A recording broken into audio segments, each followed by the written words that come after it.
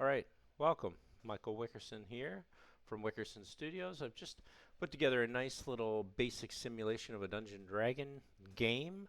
It's got a little start button, and I have a start game oscillation that just keeps hammering out the digit 1. And every time 1 comes up in this kind of sign, it'll it'll always, actually I think it's always 1. No, it's 0, then 1, then 0, then 1. So that's basically all that's happening. It's made a little uh, data recorder button, which you can get in this script. But basically, 0, 1 is going to start the game, which is actually going to toggle the game on the simulation.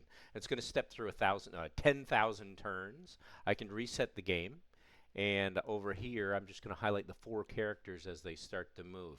And they've been programmed in Python to kind of go along a path, and when they hit a dead end, they try and go left and right, and then they go along that path.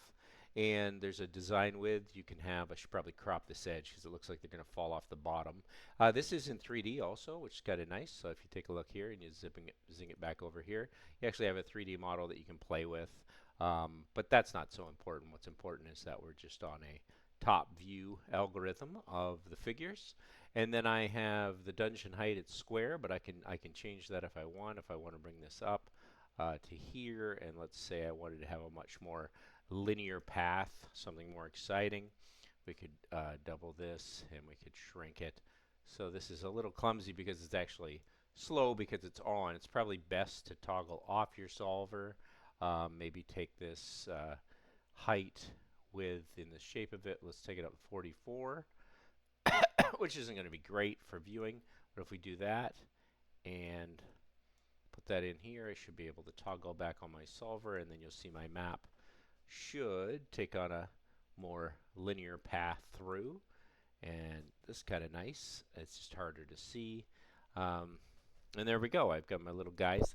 They're navigating through, the little blue guys. They're telling their story as they go. Now there's multiple games happening here, and you'll see my hit points of my characters are dropping from the number 4 players. I'm giving them 25 hit points to start, but whenever they find a potion, which are these little square treasures, I think it's D, no, those are the monsters, those are the walls, and those are the treasures. Whenever they discover a treasure, they're supposed to disappear, but they're not. They're staying on there. Probably because if I take this to preview off, I think then they do disappear as they're clicked, but I'm not quite sure. Maybe, maybe not. I think everything's still on there. Let's see right here. No, they're not disappearing. So that's not so important. Anyway, they're still wandering. They're gaining hit points every time they find a potion. Sometimes a weapon adds to their attack strength, and their defense is made from defensively. And the monsters are trying to kill them, but the monsters are only doing 1 damage. I want to change that they do damage from 1 to 8. And the players do, I think, 1 to 8 damage back. So when they kill somebody, it's kind of nice. I think I'm going to basically, just for the sake of this, I'm going to bring it back down to 22 by 22, and then I can zoom in so we can see our little maze.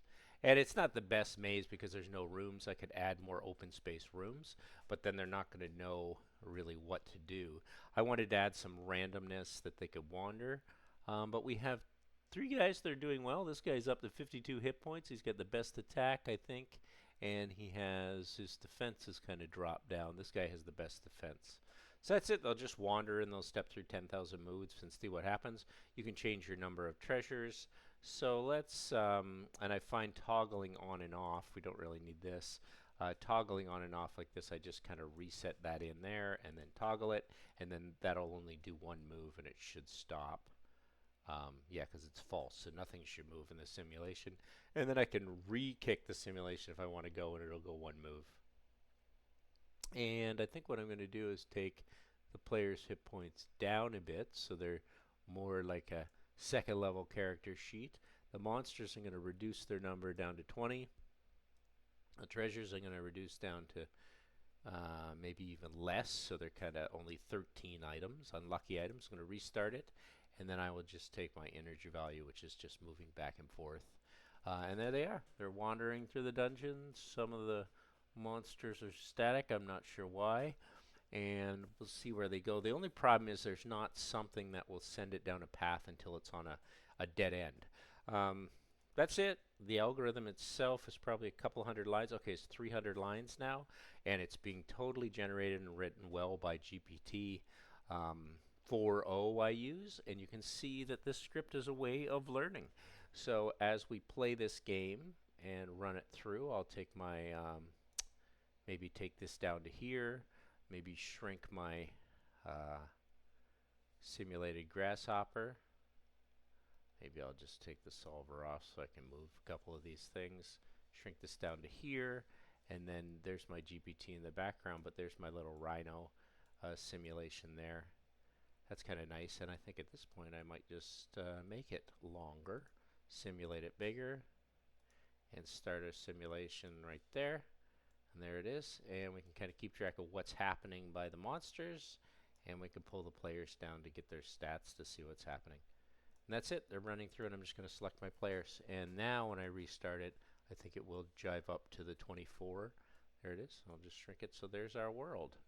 So that's it. There's a simulation going. So you can look at the simulation.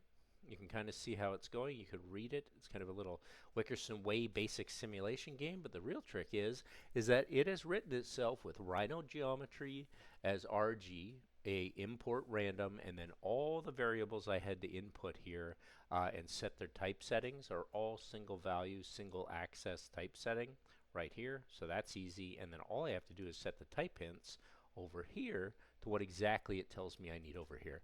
Fantastic. Dungeon width is integer value, dungeon height is integer value, number of players is 1 to 4, and actually I think it suggests, you can always ask GPT to suggest, and you just iteratively make your game more and more complex.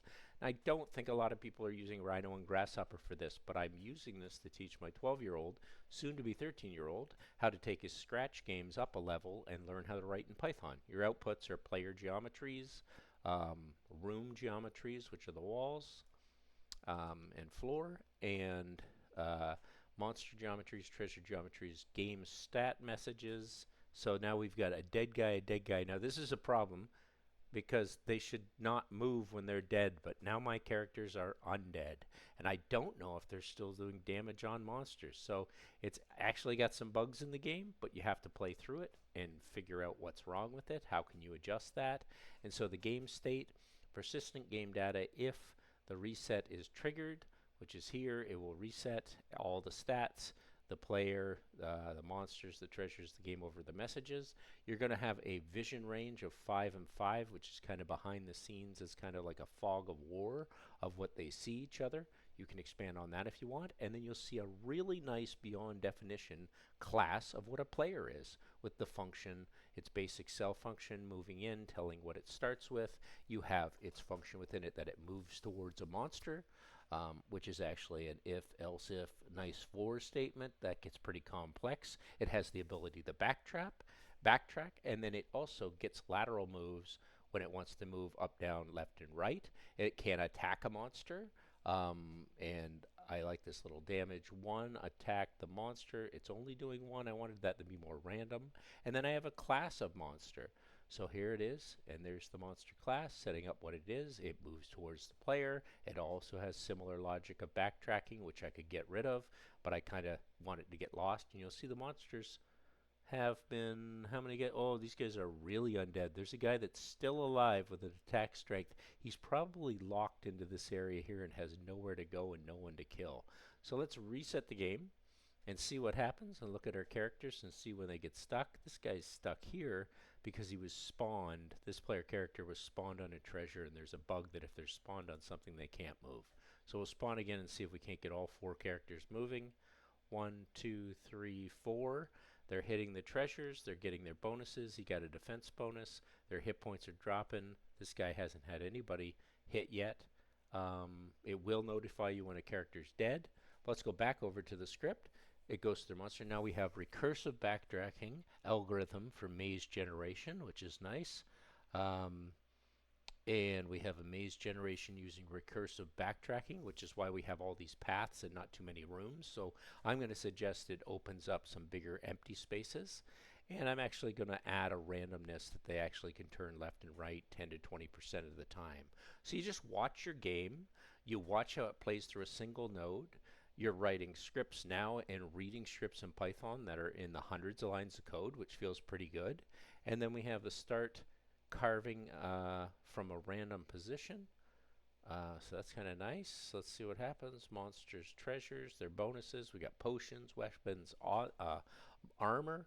We could probably name different types of monsters with different hit points. We could generate different colors if we wanted for the figures, but we can do that in Grasshopper. We can do that in Python. We can do it just with the interface of just even in Rhino of selecting whether you want to see artistic, pen and ink, rendered, or whatever you want. I wouldn't advise ray traced the way this is running. And then game logic loop as it runs through and tries to end itself. I think it's when all the monsters are dead. But I really have to make the monsters go flat and squished like I was doing on another game. We got one undead creature that just keeps being undead more and more and more. It's kind of weird, like these undead actually can still attack. So it might make for an interesting game if you let the game kind of dictate its own logic. So monsters turn and fight and chase the player, and then drawing the dungeon is what has to happen, is blocked. Okay, so this is how it draws itself out. It's going to drop in some treasures, and the main function is going to run, and there are your outputs. So there's 314 lines of script that you can analyze, modify, and see run. The only little secret I'm going to put in at the end of this thing is how my little simple oscillation works, and I, of course, use mathematics and absolute value, a little cosine, with a little bit of a data recorder on a trigger every 20 milliseconds. And it basically just clicks through here and either gives me a number close to 0 or it gives me a number close to 1. And that's how it decides whether this inner value is 0, 1. It's got a clumsy way to do it, but you can also change your speed by mathematics, and it just keeps your game being computer numerically controlled. So Michael Wickerson, The Wickerson Way, How to Learn Python with Grasshopper. I really am not trying to solve architectural problems. I'm not trying to solve engineering problems. I'm not a mathematician. I'm supposed to be a sculptor dealing with kind of CAD modeling, but I just can't help but go deeper in all this stuff because it's so fun. Where are our characters? Sorry, I'm navigating and it's kind of jumping around. We have a very dead character that's getting hit time and again by monsters, and they're just kind of running over it, beating it into the ground.